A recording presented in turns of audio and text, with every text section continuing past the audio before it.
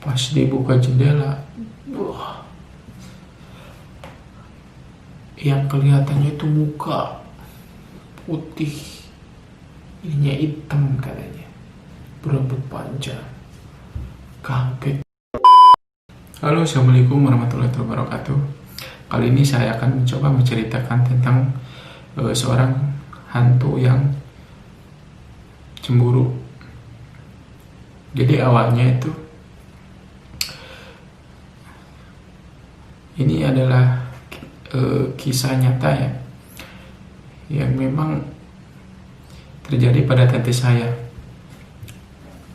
Jadi waktu itu sebelum tante saya menikah, ada seorang laki-laki yang memang menyukai tante saya, dan tante saya tidak meresponnya. Sampai akhirnya ya si laki-laki ini pun dia menyerah, lalu menikah dengan orang lain, dan kemudian tante saya juga menikah dengan orang lain. Nah, setelah mereka menikah, ternyata rumah mereka itu saling berdampingan. Ya mungkin ya, si laki-laki ini ya dia pura-pura untuk melupakan tante saya. Namun lama-kelamaan ya memang rasa sukanya itu tidak bisa dihilangkan. Nah, rumah tangga mereka pun itu sudah memiliki anak gitu. Tante saya dan laki-laki itu pun juga sudah memiliki anak. Nah, namun sampai akhirnya si laki-laki ini pun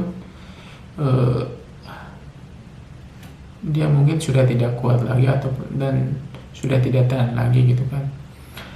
Dia akhirnya pun dia mencoba untuk menggoda ataupun merayu tante saya lagi. Namun usahanya tetap gagal. Nah, sampai akhirnya rayuan si laki-laki ini itu diketahui sama si istrinya. Dan pada waktu itu istri laki-laki itu pun sedang mengandung besar lah, cukup besar lah. Mungkin karena dia depresi, terus kepikiran pada saat hamilnya itu. Dan si istrinya pun mungkin terus-terusan dapat berita dari tetangganya ataupun dari orang lain bahwa si suaminya itu masih menyukai tante saya dan terus mencoba menggoda tante saya. Nah, sampai akhirnya pun si istrinya itu melahirkan. Setelah dia melahirkan, ternyata si istrinya itu meninggal. Tapi si bayinya mah selamat.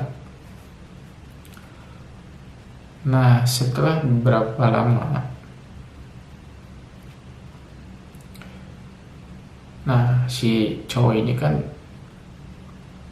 otomatis setelah si istrinya meninggal dia kan jadi duda nih, single. Nah, jadi makin leluasa kan dia untuk menggoda tante saya. Tapi si tante saya juga itu memiliki suami, namun suaminya itu jarang di rumah. Tapi dia sering di luar kota lah.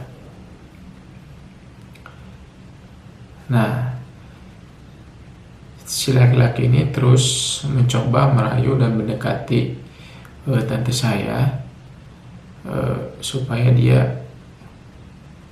mau lah gitu kan menjadi istri dia lagi dan meninggalkan suaminya.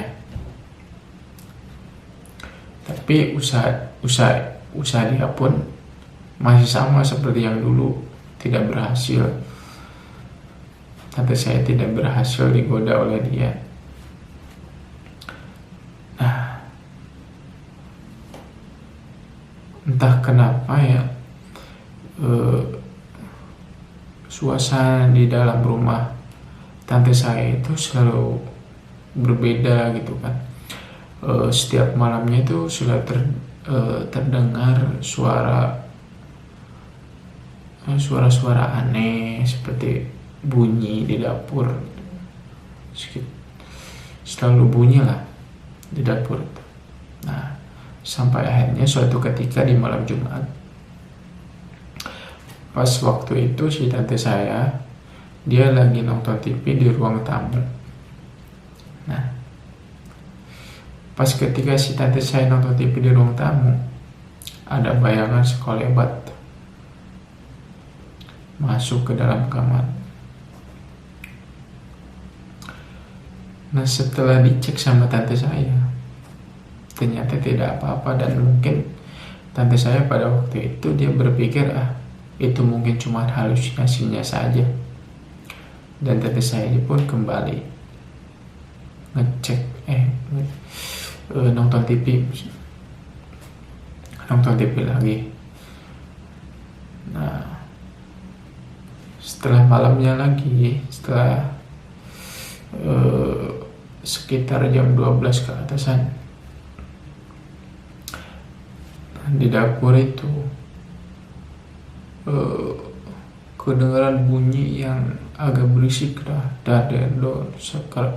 seperti bunyi ya besi gitu dipukul-pukul, gimana sih bunyinya. Nah, tante saya pun kebangun dan coba ngecek. Nah, ternyata itu tidak ada apa-apa, dan mungkin tante saya waktu itu berpikir juga mungkin tikus.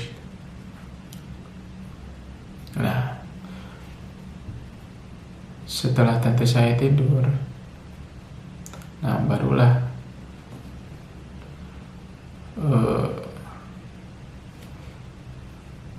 ada suara yang seperti orang menangis berasal dari balik jendelanya. Lalu tante saya pun juga terbangun dan berpikir, kok malam-malam ada yang nangis. Sampai akhirnya si tante saya mencoba membukakan jendela. Setelah buka jendela, kaget tante saya. Wah, bayangin tuh, pas dibuka jendela,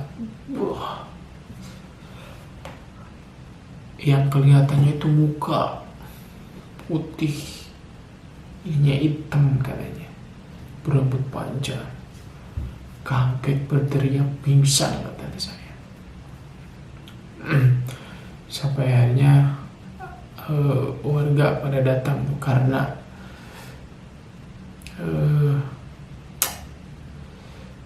mendengar jeritan dari tante saya tersebut.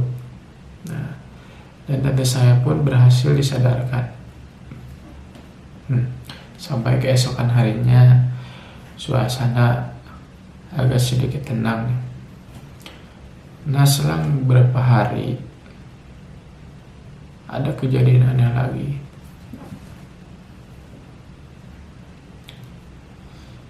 Pas waktu itu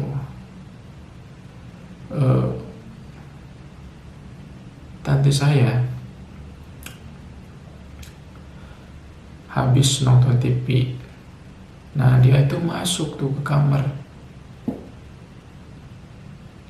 Pas dia buka pintu, kagetnya ada sosok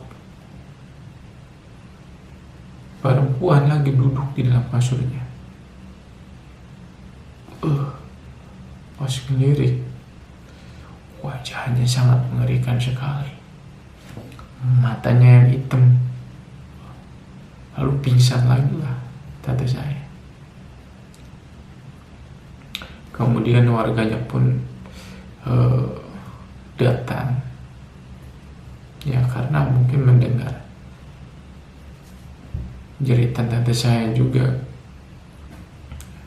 Sampai akhirnya ya tante saya itu konsultasi lah sama penduduk setempat, sama ustadz ataupun sama kiai. Nah, ceritakanlah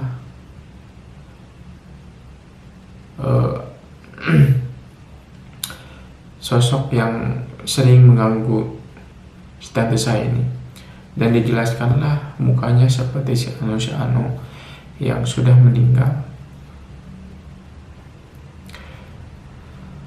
Nah, kemudian setelah tante saya konsultasi sama Ustadz, akhirnya tante saya dan Ustadz pergi ke makam si istri laki-laki tersebut, dan tante saya bilang bahwa dia tidak akan menikah dengan suaminya, dan tante saya pun mendoakan bersama ustaz-ustaz yang ikut bersamanya. Dan setelah itu hantu yang sering mendatanginya sudah tidak ada lagi. Oke, sekian cerita dari saya. Assalamualaikum warahmatullahi wabarakatuh.